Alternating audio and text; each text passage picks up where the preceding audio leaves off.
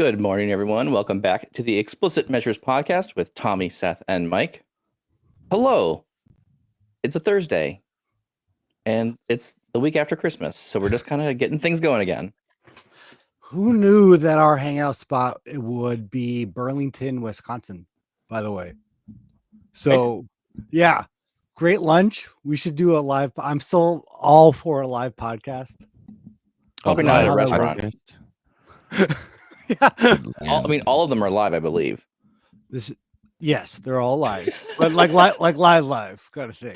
Like remote destination live is what you're trying to say. Yeah. I've seen some of like bigger podcasts than us where they do they basically have people who want to go and attend it live. That would be cool.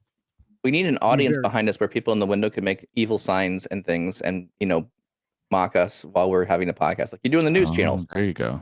Yeah, there you go. But then that would require us like getting up even earlier and going somewhere and being together in the same place.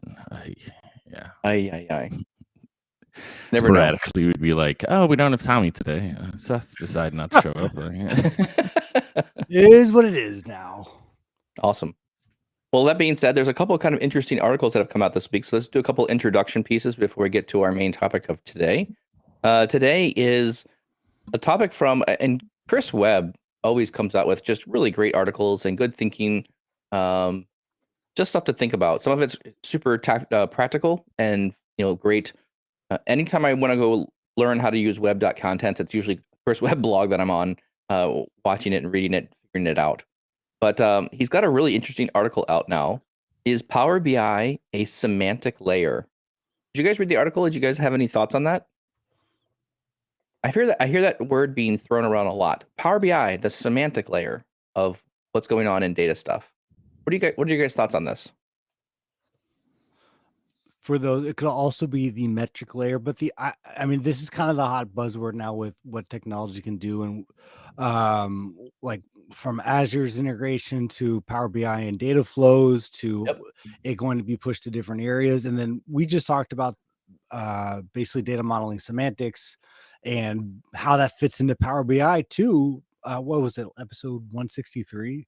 So I think I love what he says. This is a little over my head in terms of people smarter than myself, and Chris Webb is absolutely that guy. But I love the idea, or at least it shows me more where we're going, not necessarily where we're at. Where we're going, not where we're at right now. Like what Power BI can be in terms of being a metric layer, being that full stack.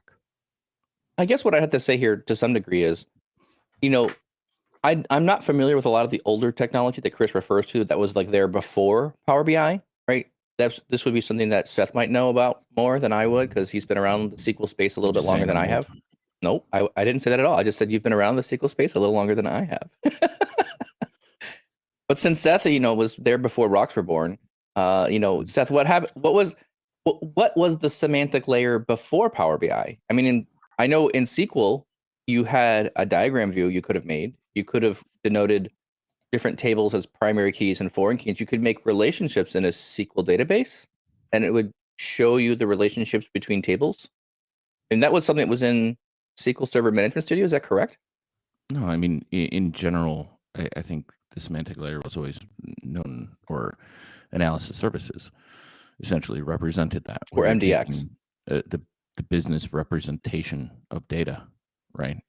And applying that, or business representation, where you're morphing just the layers that you have in your SQL database for storage into a meaningful layer that you could interact with and then build additional calculations on top of, right?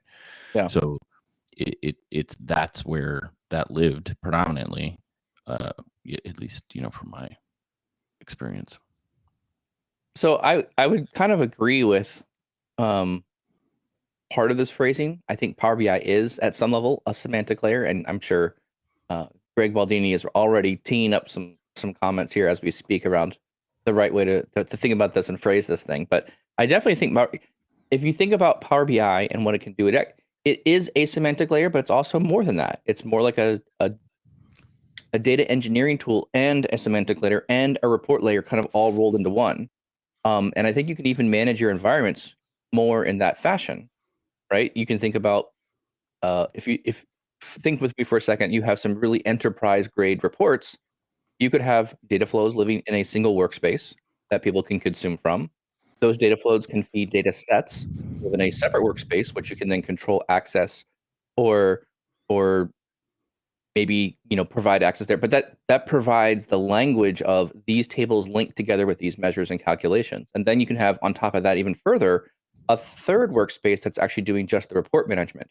So depending on the capability of your end user, how they want to consume the data, you can either give them just reports, a full data set with the semantic layer run pulled together, tables linked with relationships and calculations, or you can give them the raw data tables and let them build their own semantic model around a Power BI report. Anyways, I think it's interesting. I really like the article. So I'll drop I think you already dropped it in, Tommy, right? Yeah. Good article. Highly recommend the read through. Yeah, I thought it was really good, thought-provoking stuff. In any other news, some quick announcements here around events that are coming up. So we are quickly approaching the new year. It is almost January. So with that, there's going to be some larger events coming up. There's a virtual Power BI Summit conference coming up on March 6th through the 10th. You can go visit that at Power BI Summit. I think that's the web address, powerbisummit.com. Tommy will correct me here and go grab it. And then if you want to go to the SQL Bits conference, which is also happening in March, that'll be SQL Bits conference March 14th through the 18th. And there'll be a free Saturday. It'll be in the ICC Wales locate area, and you can get a 5% discount with our code Power BI Tips 5. For those of you who are wanting to attend or are going to be attending, use a discount code at checkout, and you get 5% off. Excellent. Let's get on to the topic today. Tommy, what's our topic for today? So this actually came from a different source. Kind of, I guess it counts as a mailbag. It was a question from Tony on Twitter. Oh, the mailbag. Gotta get Seth to read it. Yeah, he'll read I would say the username, but it's code. It's code. This guy's username. I appreciate everything you said, but I can't read it out. So But just Tony. We'll go with just Tony. We'll go with Tony. All right. Seth, you want to go ahead and give us a read through on this one? Tony on Twitter. Love the podcast. Would love you guys to do something on QA processes for Power BI products. How can a BI leader ensure the highest quality outputs from their team? Thanks for the question, Tony. Excellent. I think this is going to be a good topic. So basically QA process, quality assurance processing for things around, and again, I want to be clear here, he's kind of indicating Power BI products, not just where I think most of my mind goes to, which is the data set level. So how do you quality assurance anything you build inside Power BI? Anything there around the question, Tommy, you want to phrase that a little bit better? I think for me, when I read the tweet and was thinking about, okay, like really what's the gist of this? There's really two questions that are being asked, or two ways we can go with this. It's really the just quality assurance on Power BI data, the reports, the quality, and we've talked about that in detail. But then kind of the other path here is also, how does a team or a leader ensure that high quality in terms of, are they checking everything? We've talked about checklists before, but how do you ensure that your team is consistently putting it out? Or if you're in an enterprise organization, thousands, hundreds of data sets and hundreds of reports, how can you possibly check that? What should a BI leader, or in a sense, the leaders of a BI team, do to quality assurance in the reports? I guess what's possible for them in terms of, they can't look at every report. Mm-hmm. And what are those things to do that they know that there's high quality, not just in the data from accuracy point of view, but from the experience? So this is covering a lot of areas. I think we probably want to talk about kind of breaking down where the data quality or where the quality assurance needs to come from, and then kind of break it down to various areas. Do we want to touch on like the data model quality, or do you want to go right to report level quality? Because I think there's kind of two faucets that I'm thinking about, right? It's the data set and the report. And we could even potentially talk about data quality inside data flows, which I also think is another interesting topic as well. Where do you guys want to take this one first? Seth? Wherever your heart desires, Mike. Oh man. Open door here. All right, let's No. go ahead, Tommy. What do you think? I would say from the report point of view, because the data model is such a foundation. We've talked about that, like I said, ad nauseum. Sure. But I think there's a whole other side of there's more reports and more frequent updates to reports than data models. So I'd agree with that one. So I would say let's just touch on the data model briefly and then cap it and then move on. So quality assurance for data models. And I think there's a design pattern here that makes sense. One thing I think I recommend, well, not I think, one thing I recommend all the time to many of our clients is to think about the model and the thin report example of how you develop things. And when you are a single person, you can kind of get away with developing a report and model all together into one file.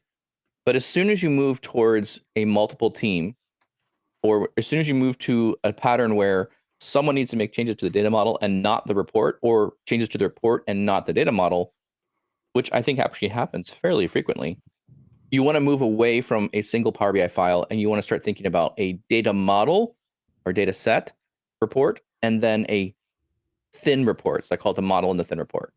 Thoughts on that one? I think, I mean, in general, like when you start to not complicate, but you are in essence like creating a process or a standard by which you make changes or deploy changes. Like it's the standards part of that, right? In order for a team to execute in such a way that they're producing the same sort of output, or they're being validated that their work is meeting standards, like you have to create that process for them to be able to like the checklist, right? Like Yes. Everybody deploying things should be doing it at least in the same way, Yes. albeit the code might be different. But as long as it's working, it's not like everything has to fit, my way I create syntax or, something like that. But everybody should know how to deploy something the same way. Everybody should know that if they're going to, refresh an entire model, and it's on incremental refresh, how to handle that instead of just blowing everything up, right? Like those sorts of standards just have to be there from a data model perspective. Where you put your DAX measures. Is it in the report layer? Is it in the model?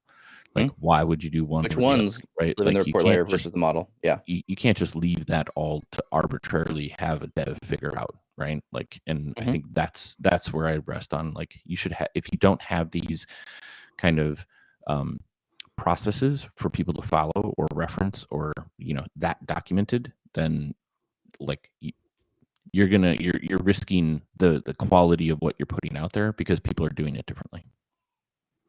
Well, the fundamental difference between trying to QA the data model itself, and we'll say from maybe a data quality point of view, and something uniquely in Power BI is every data model is different in terms of, is that the right source? Is that the right dimension? Unless you know that, the data within, and those tables, where they're coming from, the only person that really could QA that is either someone who's done it before or the person building it. That would be really hard. I'm gonna disagree with that one. I'm gonna disagree with that. With the only person who's building it can be the QA person.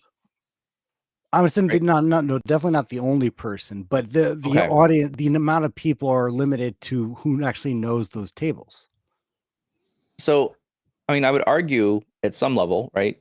If you stood back and said,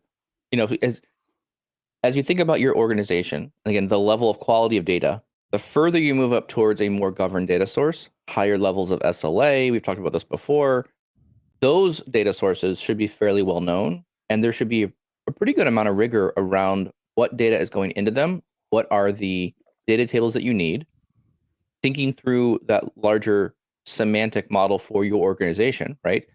This is how we do business. We have products, customers, right? There's tables that define things at the highest level. When you get to that upper echelon, those things I feel should be fairly well defined. And I think most organizations could get away with a handful of really good, well-designed data models at that upper level of reporting. Yeah. It meets a good majority of those needs. It has a lot of, those big numbers that you go down and sit in the quarterly meeting and they're like, okay, here's revenue. This is what we're doing this year, right? Our strategy is based on these numbers that we're getting here. We need to focus on sales, or we're doing well on, like, whatever that is, that higher level view of the company. That has to be kind of well known at that level. But yeah, but that's the high level universal, sales, like customers, obviously those are universal standards, but I think it's when you start getting to the subsets, like some of the marketing information or custom models, when you're doing some either advanced analytics, like we have to create from a standard table, from the transactions table, we're trying to get, first, second, like the customer purchase pattern, or we have to do some grouping by. Are you sure you're using the right tables to group by, to filter? And I think at that point, still, unless you intimately know all those fields and what they distinct, like all the labels, what they identify, what they mean, the only people that can really QA that side of things in terms of, yes, you're doing that right, again, is someone who is either intimately involved in the database process or Correct. done before. Yeah, but I would say, part of that, like part of that is like that's internal QA, right? yes, Like, that's code review, that's peer review, yes, right? Like, that's what I agree. And Yep. the only way you're not doing that is if you're the lone wolf. But in this case, like, he's a BI leader, he has a team of individuals. Like, there should be a code review process where, depending on the change, like, you walk through, a peer, and you're saying, here's what the business is asking us to do, and here's how I'm doing that, right? Like, and that's where tables and the calculations and all the things being built to serve those needs are done, is in that code review, right? Like, there should be an expectation that your team is double checking its work via the team to not only increase the value of, like, everybody understanding what's getting deployed, but also that you're putting out a quality product before it even gets to a QA phase. Yes. And I think that's where I'm kind of like leaning on this one, is going, those tables are QA'd before you even get them to Power BI. You're designing them somewhere else in the enterprise warehouse, and someone is making the rules around what that looks like. Where I think I'm going a little further down the road with this is, how do you QA like the other data parts of this, right? Once you've pulled that data table in, are there any additional transformations that are required? Are you doing additional Power Query or M on those tables that are coming from an upstream source? That stuff needs to be checked. And, I've, in cases where I've done this, where I've had reports coming into a data model, you can build a data model, and then you can build another thin report that's just QAing. And it may be something as simple as, here's a report with a bunch of tables in it that describe details or numbers or values, sum of sales by quarter or by month, right? And looking at those numbers over time, making sure that those numbers match as you make changes to the data model. Simple things like that could be easy enough. People can go really deep on this. Actually, you can go quite complicated. You could actually do QAing on your data sets by making an API call directly back to your data set and doing like a testing validation that every time you do a deployment, you can run a process, directly hit the data model using the Power BI API query, the query API. So you can write a query against that data set and pull out that data to make sure nothing changed. So I think it depends on the rigor in which you apply QA, is the rigor in how governed or how important that data set becomes to your organization. I don't think you need to do this on every single data set. No, I would agree with that too, right? Like, the time it takes to do all of these things should be specific to the high volume or most important reports or customer facing reports or something like that, right? Yeah. I would say I wouldn't spend a ton of time on this in internal, because smaller, like, focused reports for people, because it's easier to bug fix those as people get stuck into them. Yes, agreed.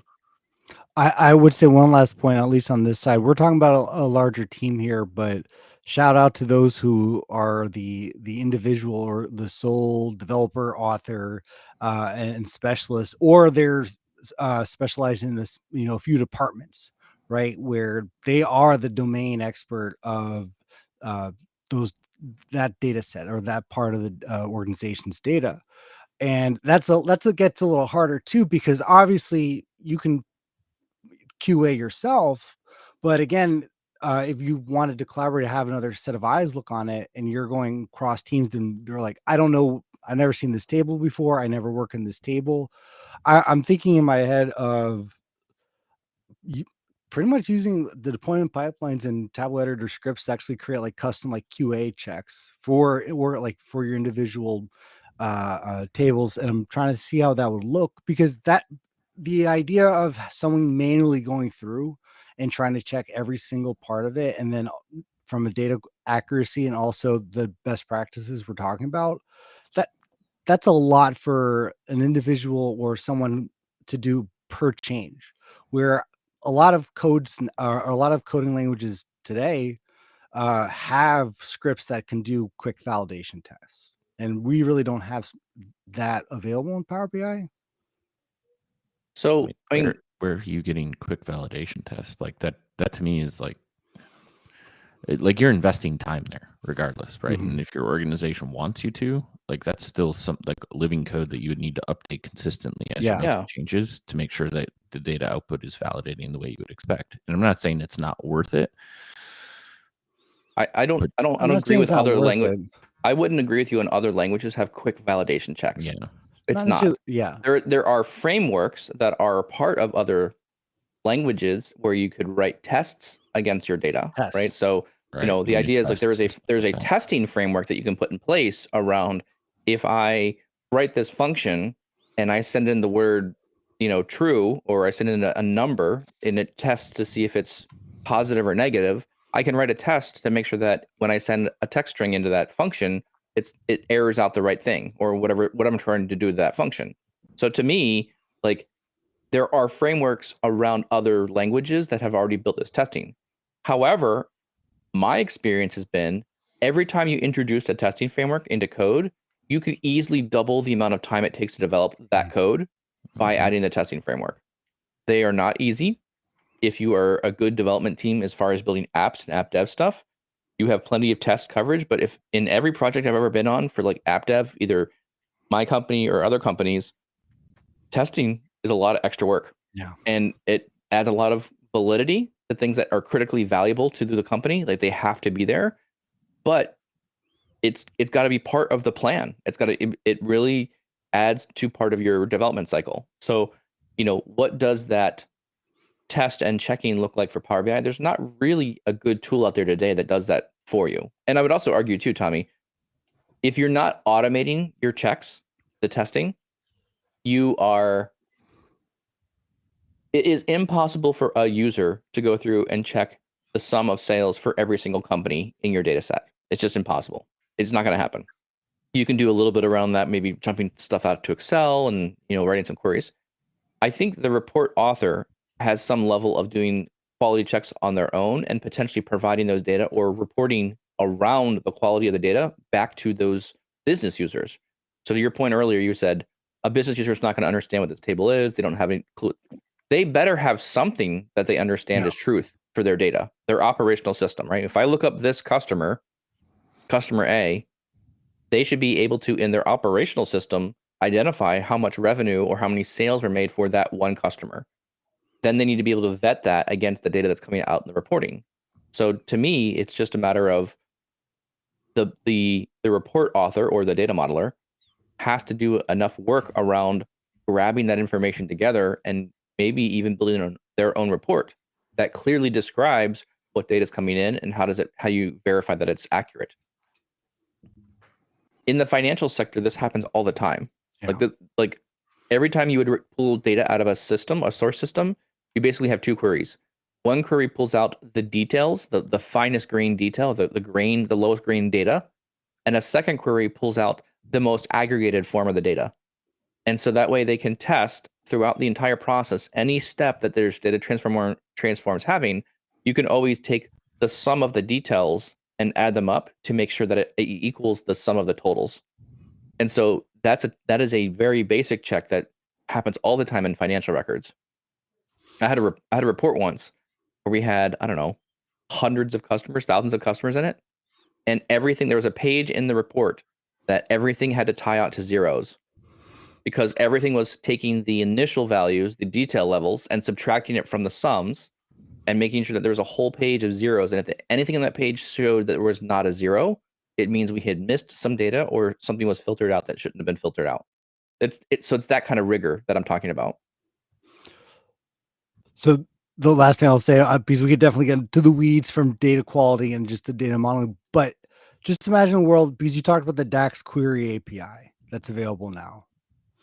There is a way, if you had a gold data set, and again, this is not necessarily something that you could build today. If anyone's listening and they want to, go ahead, contact me.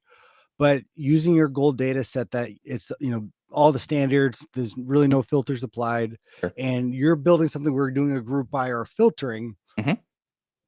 Theoretically, you could say, hey, we're building this, but it's taking, customers only with these categories purchase and yada, yada, yada. Can you QA that, test that against the gold data set, like Yeah.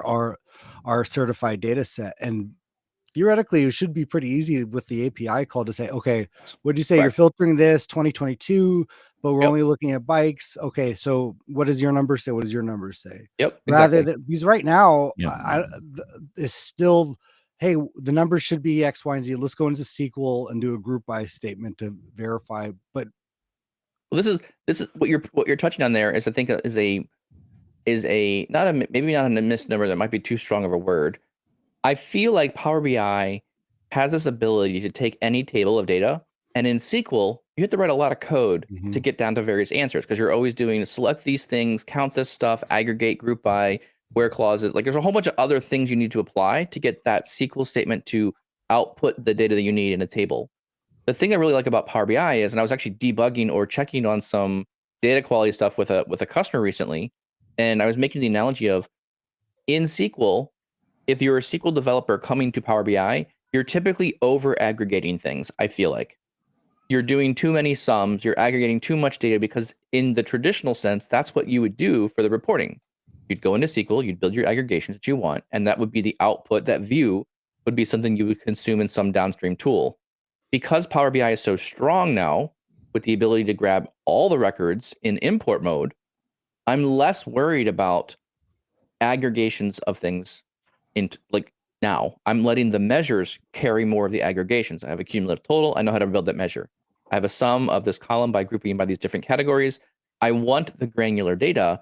And what I'm finding now is, as I walk into organizations that have a strong SQL developer community, we are pulling back some of those group by and where clauses and just using Power BI to do that stuff. And it's so much faster to check and count and records. Like, it's literally drag two columns over to a table where I can count the dimensions and how many records per dimension are showing up in my data model. Easy. So to me, it feels like when I was back doing my master's in data science around SQL, I had a class around SQL, and I hated the class of SQL because I was like, I had to write all these code, because I can just literally load all the data in Power BI and just start dragging and dropping columns. It was so much faster to figure out what's in the data. Yeah. So I think, to me, that's like the thought here is, if you're in an organization that has a ton of SQL, you have to kind of be mindful of that and pull back a little bit from that SQL environment and say, okay, we're going to bring more granular data. We're going to do less aggregations, because that's the purpose of the semantic model. Anyways, I think we've beat up this topic enough. Let's move on to the other fun stuff, if you don't mind. So for a single touch point, we 20 minutes talked of about it single for a touch while, point. yeah. All right. So what are the other areas, right? Essentially, so if we're looking at, how we can ensure the highest quality, we have two other areas, right? One are the Power BI assets themselves, Yes. and then I think a process question of how do you ensure people are performing at a high output as well, right? So I guess Yeah. the way you're tilting your head. Well, I was interesting. I wasn't thinking about the people aspect, but I think that's a very valid point. I was thinking more about, like, I think the former point that you had, right? Just reports. How do you Just the assets QA themselves. Sure. a report? Yeah. And I think you have a great topic here as well, as the performing at peak efficiency with this, as well as the people. I think is also an interesting topic. I didn't Yeah, put my head around that I'd one. be interested in seeing like how much we can talk about Power BI assets, or what your guys' thoughts are, because if I'm thinking about, like, we've done multiple episodes on Yes. creating templates, right? One Yep. of the best things you can do for consistency across reporting, which we've talked ad nauseum about, is really important for end users to consume things that are like previous reports that they've seen, is, create templates, right? Create visual libraries if you need to, of like, this is what our table looks like. Here are all the properties and the standards that we have across the organization. Yep. And as you, the developer, are going to go build one of these new objects in your new report, you can just copy and paste, right? Like, this is the object, and it's going to look the same everywhere we have it. I think setting up those types of objects in your development stack is really important to do for that main purpose. Is you just, like, not only is it ultimately a time saver, right? Because that way you don't have to like set the properties every time. Every single time. It should be the same, the same theme that gets applied, and automatically that works. And then here's how we tweak things, and this is what this looks like. Like, you're saving that setup time every single time you're creating an object. And I'd argue the larger your team, the more valuable that becomes. Yeah. Because it's harder and harder, the larger the team becomes, the harder and harder it becomes to get everyone on the same page using the same theming or the same files or the same. So, sometimes it's hard to dig around and to find all the properties of a table inside the themes. And we're trying to work really hard at our theme generator to improve it so it has all the properties, right? So there are some interesting developments coming here in the new year that we're going to be able to share here pretty soon around helping you theme things to a higher degree, which, again, super helpful.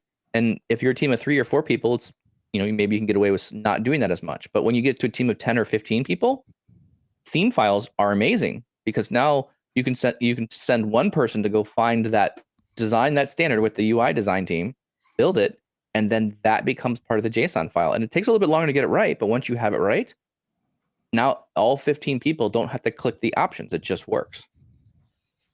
It's a huge time saver. Sorry, Seth, I didn't mean to interrupt you there. You had another point. Oh, that was it. Tommy was. Yeah. So there's a few other things from the report side that unfortunately we really can't automate, and from testing, but I think are essential, that some are relatively easy to do or quick to do. And I think others, I don't know if that's the responsibility of the BI team, or maybe it's like a workspace admin, but it's the naming convention in the visuals, the ease of use of the report, where you really can't automate that in terms of like going through. But there are, in a sense, the same checks that you can do. Is there a summary page? Okay, does the summary page go to, do the buttons work? Is there a drill through page? Is there a reference where I was page? going.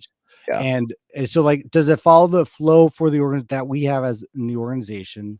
And then going through, depending on the organization, they may have certain things where they don't want to show the underlying data. So trying to export data. Basically, if you were testing a website, it's like, okay, I need to submit a form. Does it work? And doing those types of tests. And then also, those are, in a sense, can easily be standardized and just be done for every report. The other side of let me stop there. But I think let's think that. Yeah. You said a lot of things there. Yes. I think the standard things you can do in any report. Let's hang on that topic for a bit right there. So inside the report, I agree with you a lot. There are, again, I think we're talking, so I want to be clear here. We're talking about governed reports. These are reports that are important to the organization. These are higher level quality reports. I don't think you need these standards on personal or team level reporting. You can bend more of these rules, right? These guidelines. However, at the enterprise level, I definitely agree with these. Do all your buttons work? One of the techniques that I use when I work on reports is, if I'm trying to navigate pages in a report, I don't use the Power BI tabbing at the bottom. I try to use the buttons in the report by holding control and clicking on them as much as possible.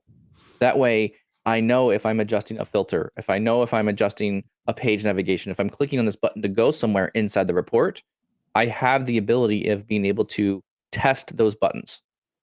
Another one that I would say is a QA type thing is making sure that you have reset all of the slicers or things that you've set as settings for filtering. I can't tell you the number of times people have published reports and they're like, data's gone.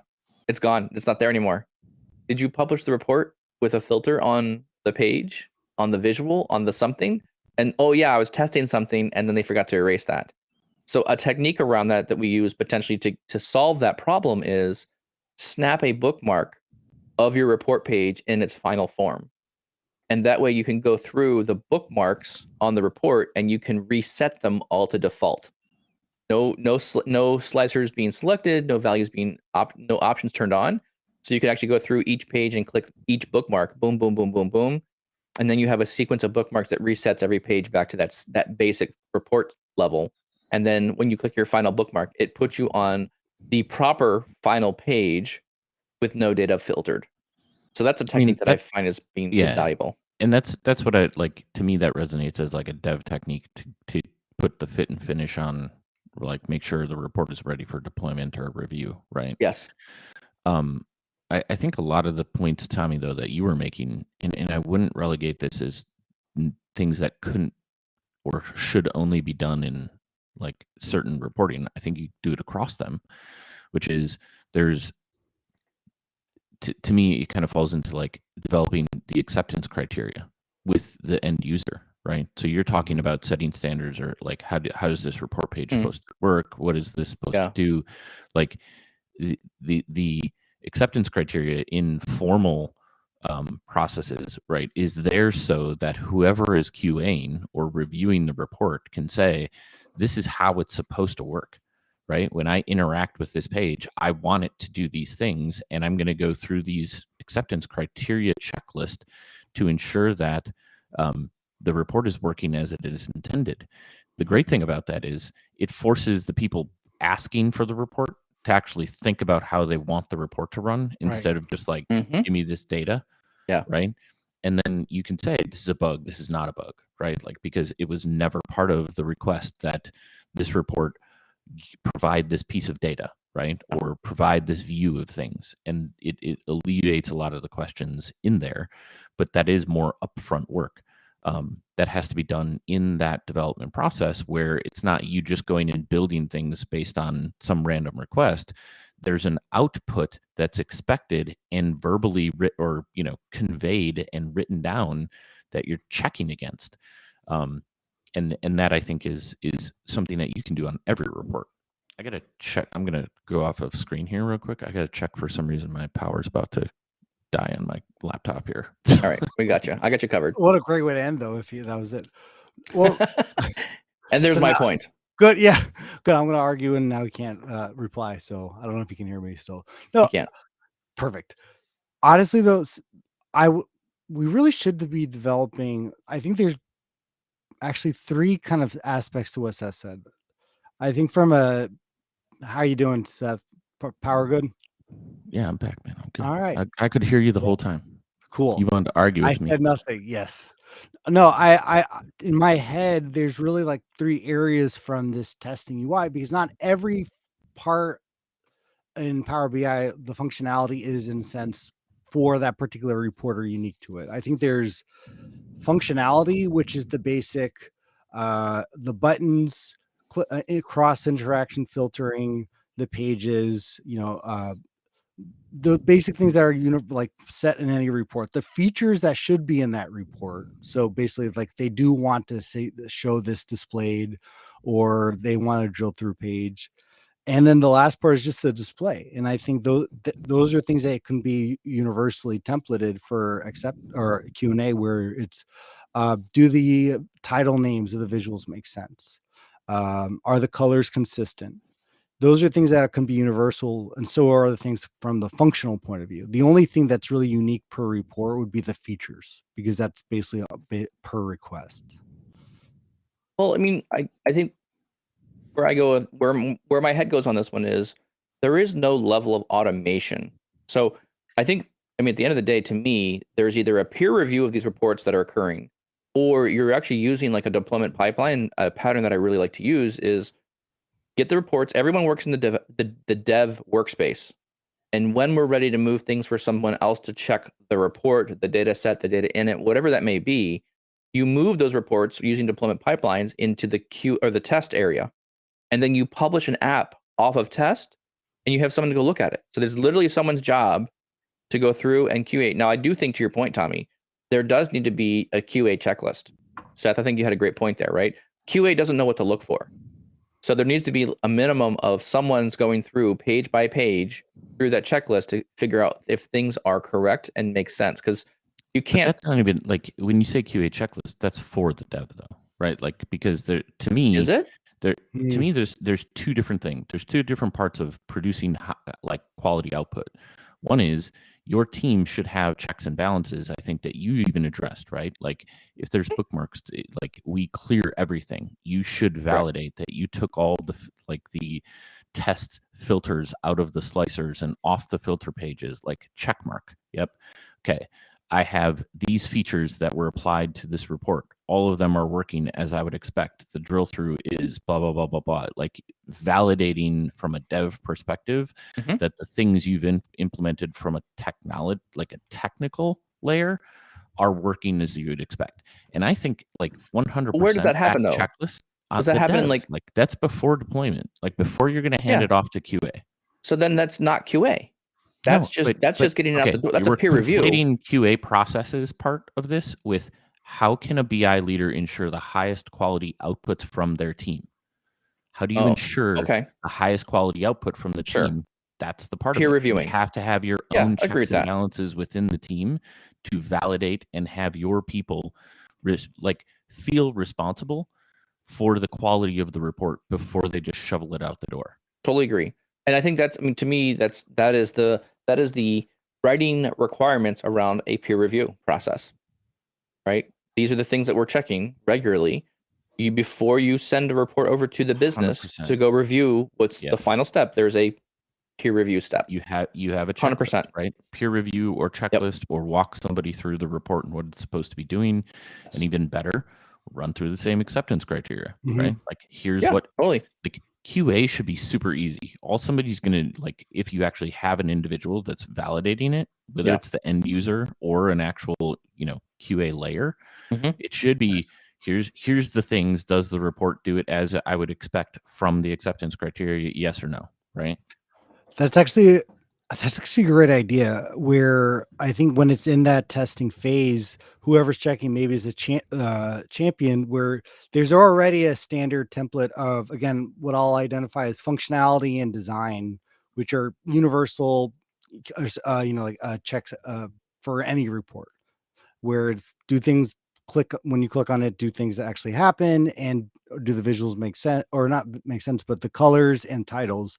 But then on the testing, that report, the first page would be basically like the feature checklist, where the first thing that the champion or that tester is going to see is, hey, this report's supposed to do this. There's a drill through, and it should show the user this.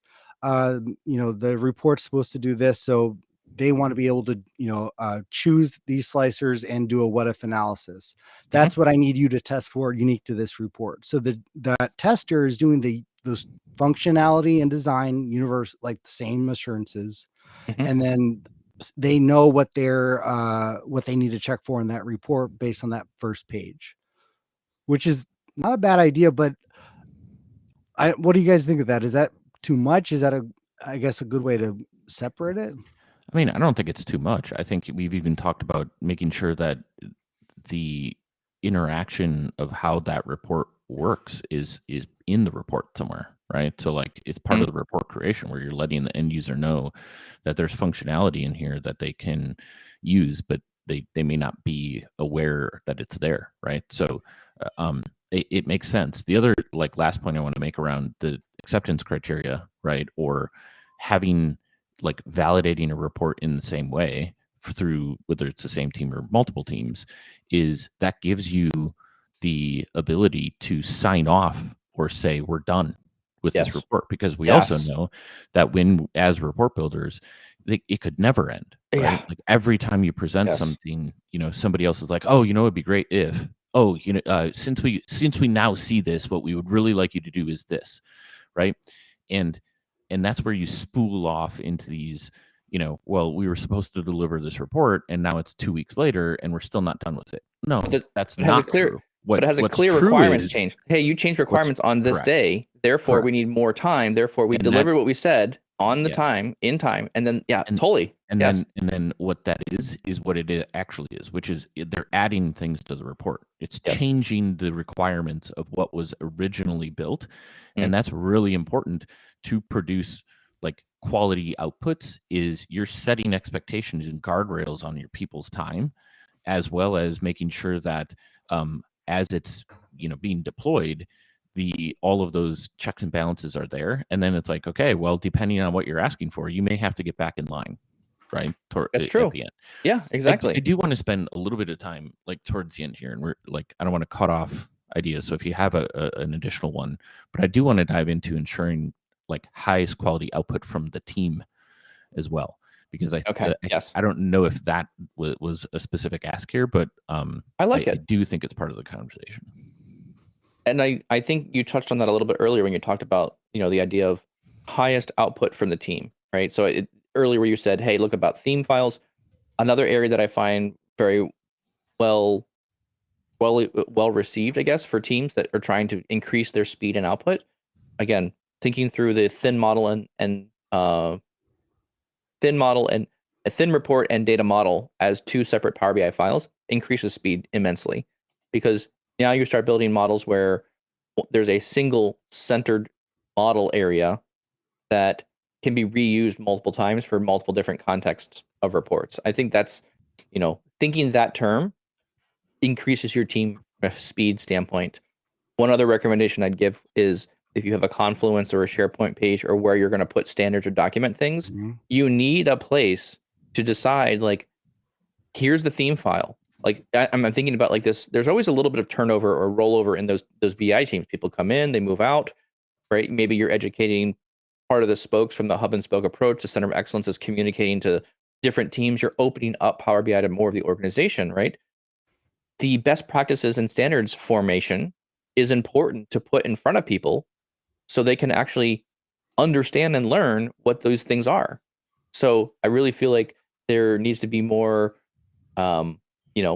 what are the standards? How do we document them? What does this look like? So we have a clean expectation when you review with the peer reviews.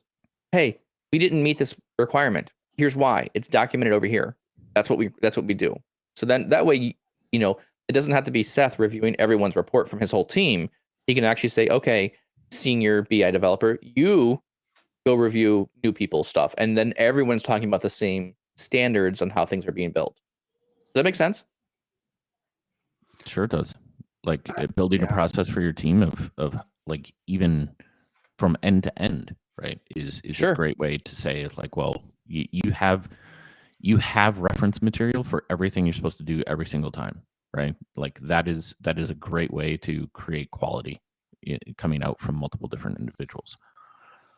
And then from roles and responsibilities too, especially for larger teams, I think it'd probably be good where if you do have a lot of workspace departments, again, with the spokes and hubs, identifying not just a global admin Power BI, but having a workspace owner where they're basically responsible for the content in their workspace, so to speak. And basically, if something was wrong with, like, let's say the functionality didn't work in one of the reports, the responsibility would fall onto the workspace admin or the workspace champion, so to speak, not necessarily the person who created it from the central BI teams. Like, hey, I thought you're doing the Q&A, you're checking this. It's your responsibility to do the testing. Or you identify someone on the business side who does that front side testing, like, again, design, titles, etc., that they don't have to be a developer, where you're utilizing that. But I think the big part of making that successful and streamlined is, one, it's having those clear roles and responsibilities where there is there are consequences and there are benefits for being part of that. And there's also some way to actually, rather than there's a Word document or like, where are you putting that checklist, right? Are you creating a new page and then checklisting for this report? some way to, in a sense, look at an existing report, whether it's using the scanner API that for existing models, just some way to basically, in a sense, streamline. Okay, we're going to test this report. Let me pull up some application or something that already shows it, and I can input that information here. I don't have to write everything out that's done over and over again. I think those are two things that would make this a lot less I guess put down the barriers to entry, because those are things that honestly, if you have to create a page and copy and paste the checklist, I mean, I'm not saying you can't do that, but we all know the technology and those types of processes, those are things that people usually fall through the cracks. That's why applications were created. So however you want to argue objects that are created, I think my point is they have to exist. Somebody needs to understand the process.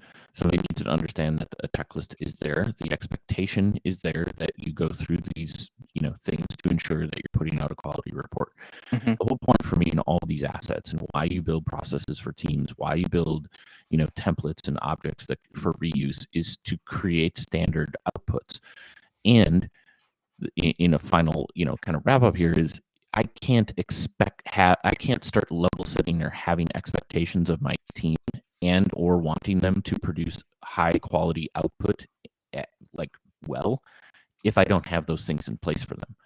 Correct. Right. I can't expect high quality output without putting things in place that allow them to produce high quality output, because not all of them are going to be trained or know the same things that are going to be, the acceptance criteria by which I'm saying it's good to go out into the organization.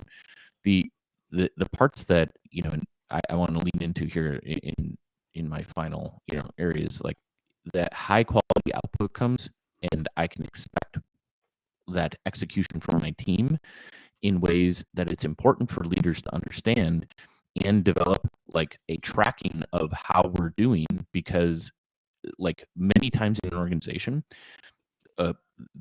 your above level bosses are like, hey, I know your team's busy, but what are you doing? Right? Like, where is all your time being spent? Because whether it's, the current economy where cutbacks need to happen, like where's the value your team is providing within an organization, or do you have enough people? Like we have all these objectives. We need to understand and plan, for the next 6 months, and how do we ramp up? Does that mean a permanent ramp up? Do you need contractor help? Like, what is the team doing and how are we executing against that? Because what's the plan and timeline? So the communication upwards is really important in terms of like understanding how well your team is performing. Mm-hmm. And as a leader, you have to have the visibility into that. And one of the things that I've always done is, regardless of whether or not I'm doing internal reporting, I use dev tools like Jira to track work items, to track progress, to track estimates. Yes. Right. So first off, teach my team that, like, great, you have a request from this person. How long is it going to take? Right. Well, boss, based on all of the process that you've developed and all these checks and balances I have to do, plus all this new data, like, this is how long it's going to take me. Great. We're going to add that to whether it's a sprint or some period of time to go execute and march against. Right. Yes. Throw in all these things that I know are going to get done there. And then we review it when that time is over. Call it sprint, call it Kanban, whatever. Yes. Those are different ways in which you can manage projects and teams, etc. But if somebody doesn't feel a little tinge of like pressure, even a little bit, that's where people start to slow down, right? Like, oh, it's just another day at the office. I guess I'll go create this table, and then I'll maybe muck with the properties a little bit, and as opposed to, oh man, like, you've got to have this done by the end of the week, because that's when we convey to the business that this is going to be delivered, right? And that sense of little urgency, I think, is one of those things that's a key in keeping people motivated and producing quality and quantity in developing new reports, etc. So I like that all idea. of those things, I think, are really important in terms of producing high quality output from the team and tracking to see how the team is doing.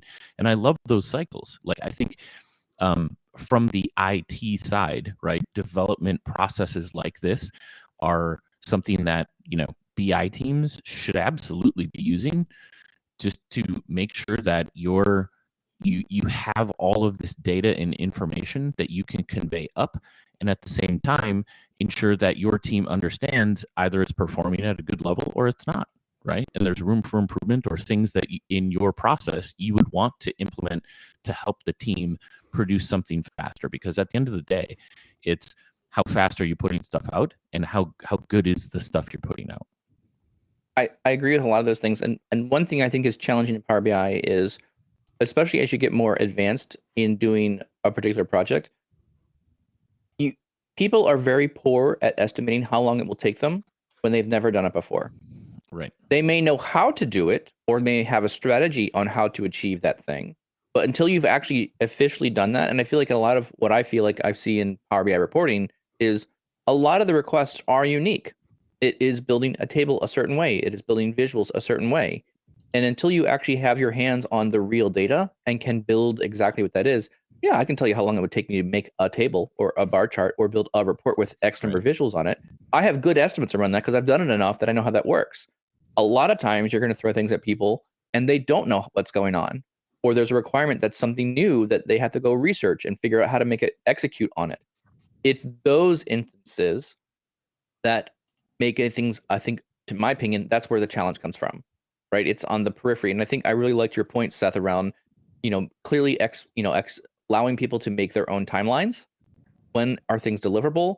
Having a cadence for when we release things, so we actually know there's a real timeline to get stuff accomplished. And I think this is also where the knowledge of those expert estimators or developers in that team, right?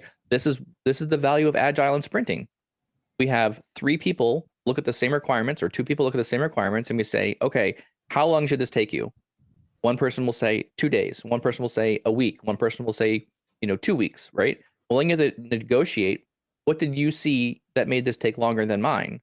So it's really interesting to hear or think through, like, what does that look like? And again, 100% to your point, Seth, if you don't monitor it, if you don't watch it, you never know how good you are. You never know, right? You never know.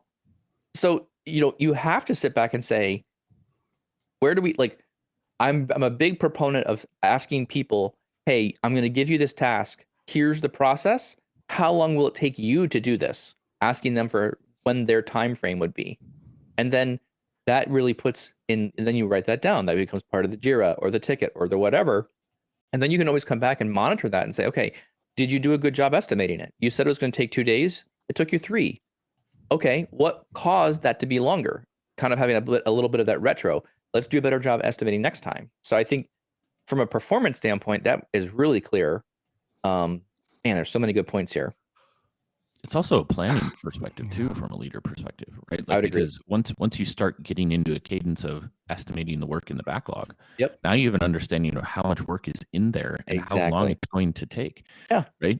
As opposed to just this wild west, I think that a lot of companies are engaged in teams where it's just, we're servicing all these things. It's like, okay, well, that's great.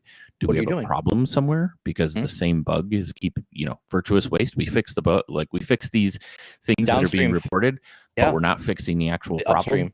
Yeah. Right. Like all of those sorts of things like start to flush out when you begin to look at the work in the backlog and what is consuming the time of the team and managing that, as opposed to just letting it manage you.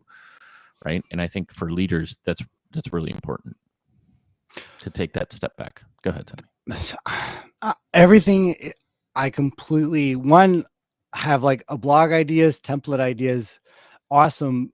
But then one thing I keep going back to, and maybe you can speak to this, Seth, is there's got to be some methods to automate some of this too. Like, so let's take the Jerry example. Yeah. So and I think, I like this. So, and I'm not saying automate the testing, right? I'm not saying like somehow automate what the title of the visual is. I'm talking more about a new data model is added or new reports created. Should that's, like sending that to Jira where there is now that due date for, the Q&A should be this. And here's the checklist now ready to go, basically. In a sense, almost like a templated Power BI file where it already has those the pages and the title. I'm saying a report's ready to go. Yep. It's already in Jira. I don't have to create QA, like test the visuals, test functionality, test the model, a ticket for each, let's say. Okay. I don't know. Is that where? Yeah. No. Yeah. So let me jump in here on this one. I feel like, well, hold on before you. I know Seth, you're gonna maybe point here a little bit different direction here. Tommy, I think what you're speaking to here is there is no good way to QA report in Power BI. Period. There is not. People like editing code. Editing code is very clear to see where changes are making or happening because you can go to the original file and the new file and you can see verbatim, line by line, what was different. I really think there needs to be a better tool around looking at the thin report, the report side, and being able to diff the reports. So I know physically what was changed. The idea here is I'm given a report or I'm making one from scratch, right? That is defined by the elements inside the PBIX file. You then make a change and you come back to that and say, what changed, right? So the only tool that I'm aware of that can actually even do this to some degree is PBI tools. And Donald, you're right on it, right? PBI tools is the tool that I'm referring to when I talk about, I want to do a full diff compare between what I created and what was updated. That makes it very easy for you to quickly go through and look at any individual change on all the physical assets of that document. These visuals were added, this visual was moved, it was resized. It's too much time to go through an entire Power BI report and click on every visual to see if it moved or not. You're just not. So to me, this whole idea of automating and putting, tests around how the quality of the report is, you can't do it unless you actually have the code of how the report is actually built. And to me, that's a big miss right now from the Power BI side is you're basically letting people create things and there's no way to automate checks and balances on that or what is changing and what's not. So to your point, Tommy, I know you're going to go somewhere else with this stuff, but Tommy, to your point, there's no clean way of editing or automating testing these reports going through the system at this point. Exactly. Yeah. Seth, you were going to say something else about you disagreed with that? No, I didn't disagree. I think you fielded the question that Tommy was posing more yes. as opposed to where I was going with. There's no automation, like work items in Jira, et cetera, are it's designed in such a way that my team doesn't work on anything unless it's a work item, right? Mm-hmm. It's the same thing when you report a bug somewhere. Everybody says did you report the bug first? What's the actual problem, as opposed to me going and figuring all this out for myself, right? And as part of all of this execution at a high level, without understanding your own team metrics and where you stand, you don't know where you're going to go. And these are tools and steps that help you align and get to a position where you understand what those next steps for the team need to be, right? Maybe you don't have any of the objects that we talked about, right? Or your processes are inefficient and not well defined for the team, so the quality is suffering. Yep. Right. Maybe all of that's in place, but we're not communicating well with the end user, or there's got to be some cycle of better requirement gathering. All these are breakdowns. These are all potential breakdowns in that communication cycle. Right. And this is a point that Rob Colley brings up in his book. One of his books that he brought up was, this is a great point. The amount of people, and this is also the mythical man month that we talked about earlier in the podcast, or earlier podcast, right? The more people you throw at a problem, the more communication that needs to occur between those people, right? So every time you add more people to some sort of process, you have to communicate more between them so everyone's on the same page. And what you're just speaking to there is you need good tooling in front of you to be efficient.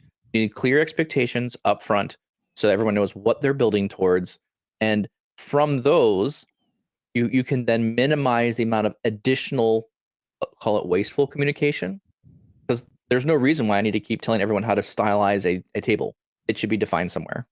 So what you're doing is you're increasing the speed at which knowledge can be transferred between people by developing standards and process. That's super good. Well, I think we are officially at time. Again, you can tell we've been on break and we don't have pressing meetings after these podcasts. Yeah. We've been going a little bit longer than normal. But what I will say is this has been a great topic. I think we've covered a lot of ground here, from data quality inside the models all the way down to what does data quality and efficiency look like for teams inside Power BI or BI teams in general. With that, all I'll ask is, if you like this podcast, if you felt this was fun, it gave you some good things to think about, I'd highly recommend just please share it with somebody else. Let somebody else know you enjoy this topic and you had fun discussing and think about these things. Tommy, where else can you find the podcast? You can find the podcast anywhere they're available: Apple, Spotify, Google Podcasts, and Overcast, anywhere they're available. Make sure to subscribe, and if you can leave a rating on those, leave a rating. And if you can leave a comment and what you think, that helps us a ton. Join us live in the conversation Tuesdays and Thursdays, 7:30 in the morning Central.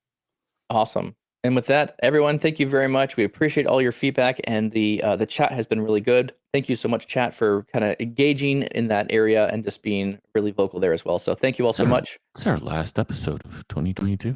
Oh, I didn't even think about that. Just realized that. Dun, have dun, a good new year. We will see you in the new year. Exactly. We'll see you next year. Thank you all very much.